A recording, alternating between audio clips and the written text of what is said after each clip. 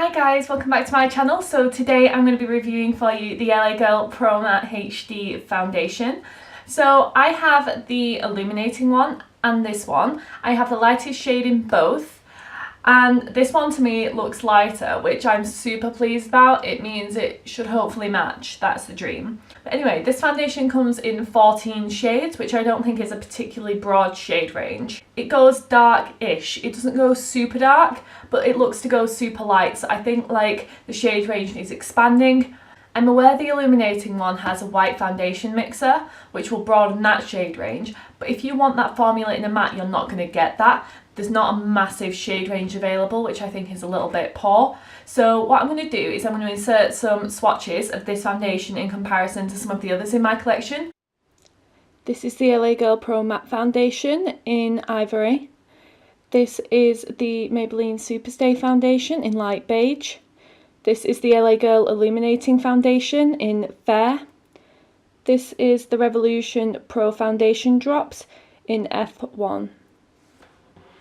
So now we're going to have a look at the claims. So this foundation is £10 for a fluid ounce, which is your standard size bottle.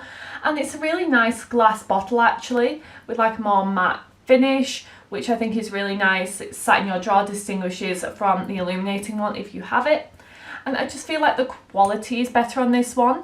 The other one, which I'll show you that I own. See, this is the other one, and you can see the lightest shade difference, but not just that, the packaging is like a plasticky kind of packaging, which I think like you can definitely feel the weight of this more, and they're the same price, so it kind of feels like they've stepped up their game as this is like their newer release. So now we're going to have a look at the claims. So this is supposed to be a medium to full coverage foundation. It's lightweight and long lasting. It glides onto the skin for a smooth suede finish. I can't even speak. It's effortlessly blendable. This mattifying foundation minimises the appearance of pores and fine lines to deliver a flawless, soft, focused effect.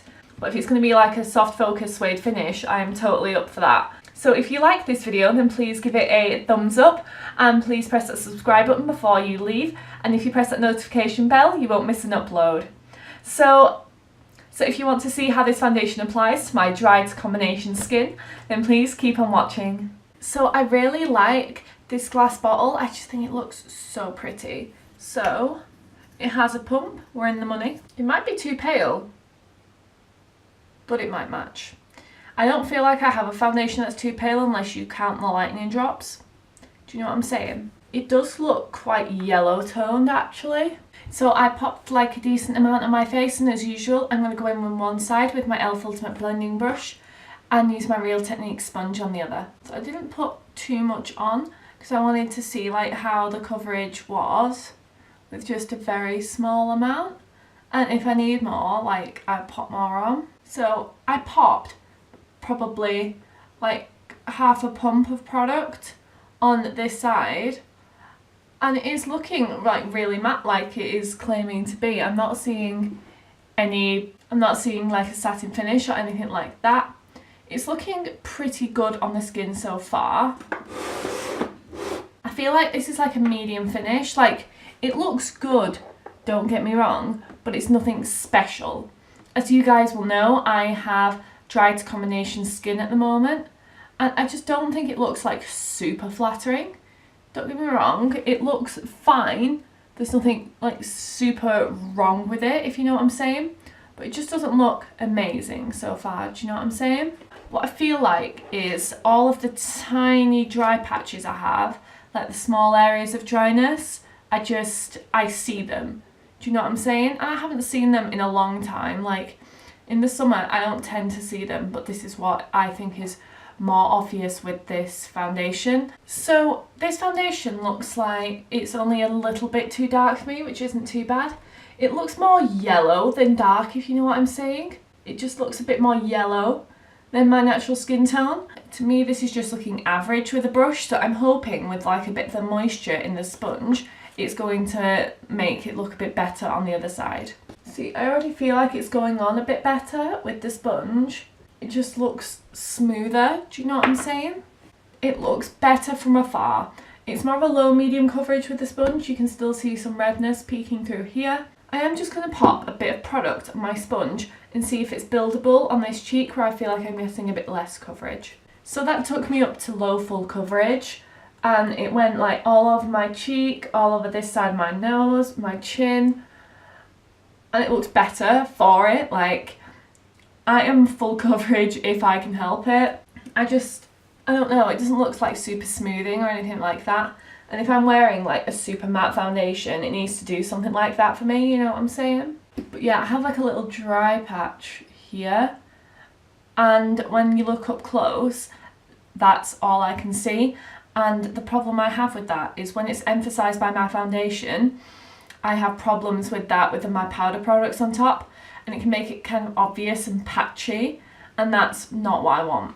This foundation doesn't look super natural, but nor does it look super makeup-y. It does sit really nicely on the skin in terms of that kind of finish. I just think because I have dry patches, that's what's getting to me. It's really emphasising those. I think what I'm going to do is I'm going to smooth this side out with a sponge, then I'm going to apply the rest of my makeup, and I'll be right back. So I'm back, I put the rest of my makeup on, and looking in the mirror, I still think it looks like average. I feel like I had to powder like the cheek with the dry area a bit because I put my bronzer on and it just like clung. Otherwise it was a powder finish, so I didn't need to powder anywhere else, and everything else blended really well. Like this cheek went fine. This cheek I had to work with a bit more because it had that dry area, but otherwise the makeup went on really well on top. I'm like really pleased. You can see my forehead lines are like properly like there. I have blended that out twice, and I normally have to blend it out like once or twice and then it will settle and it'll be fine. However, my forehead is looking properly creasy, which I'm not massively keen on. I think it looks okay. I think it's going to look better as the day goes on, to be honest. I think perhaps it will look better as the oils come through. It looks better now that I've spent a bit of time on my face, to be honest. So I'm going to go through with you the rest of the products that I used. So on the dodgy kind of cheek area and for my under eyes, I used the Maybelline Fit Me powder. For my concealers, I used the Revolution Conceal and Define concealers in that is the foundation one, in C1 and C0. For bronzer, I used the Makeup Academy bronzer in Solar. It's the matte bronzer. I'm aware that there's a Solar shimmery bronzer, but this is the matte one. To add a bit of glow back in, considering this is like a matte foundation, I use more of a glowy blush. So I use the Milani Baked Blush in Luminoso. For highlighter, I use like my new favourite thing in the entire world. This is the Ofra highlighter in Pillow Talk. For my eyebrows, I use the Revolution Pro Brow Pomade in Ebony. And I used the L'Oreal Brow Plumper in Medium Dark. For my eyeshadows, I used one of my new palettes, the Magic palette by Juvia's Place. I don't know if the swatch video is going to be up before this or after. I'll try and get it up before so you can kind of see all the colours. For my eyeliners, I use the Miss Sporty Studio Meow eyeliner, and I use the Rimmel Exaggerate Starlight Black, I believe it is. Yeah, Starlight Black. So this is more of a shimmery one, and I've had this for ages, so it dried out, so I didn't get like solid like kind of black line that I wanted, so I'm not like super keen on this one. For mascara, I used the Benefit Roller Lash. For liquid lipstick, I used the Maybelline Superstay Matte Ink in Seductress. And for my setting spray, I used MAC Fix Plus. So we're going to now see how this foundation wears throughout the day. I have a good feeling about it. We shall see. Hi guys, it's about 4 o'clock now, which means I've had the foundation on for about 4 hours. So I thought I'd give you guys an update. Now, it looks pretty good actually. Like, I'm liking it more and more that it's on my skin. It is still pretty obvious in my little forehead lines. But also the dryness is still there. However, it's not emphasising any more dryness that may be happening under the skin, which I'm really liking. It was just upon first application. I liked also that I didn't have to powder it because on my cheeks is my dry area, and having to powder that tends to make it drier in the long run. So I'm liking not having to do that. But also I can see more of my oils coming through on here and here. I'm not looking like oily, but it's kind of a bit more dewy almost. It's a bit more like satin in those areas, which makes it look better to me. I honestly feel like it looks better because it's like a natural highlight. But it is looking really nice so far, I think. I think if I'd like gotten rid of that like drier area somehow, even not knowing it was there, I think I would like it a bit better. So I'd like kind of say we'll go with like a 7 out of 10 at this stage. It looks good. It doesn't look like as good as my favourite foundation, but it still looks really good and I'm still liking it. So we'll see if it looks so good at the 10-hour point. Hi guys, it's about 10, half 10, and I thought I'd check in with you to let you know how the foundation's worn throughout the day. So it's worn pretty well. I feel like most of my face is still exactly as I put it on, which looks good. My forehead looks really good. My cheeks look pretty good. I can see my oils have come through like here, where they normally tend to, and so it's worn off on my chin and around my nose. So that's not the best thing in the world, but that can be topped up. That is what I tend to do throughout the day anyway. But otherwise, I think it looks pretty good. I think it's stayed matte in my non-oily areas. I don't know how it's going to be for oily people all over because I'm not very oily, and in my oily areas it's gone.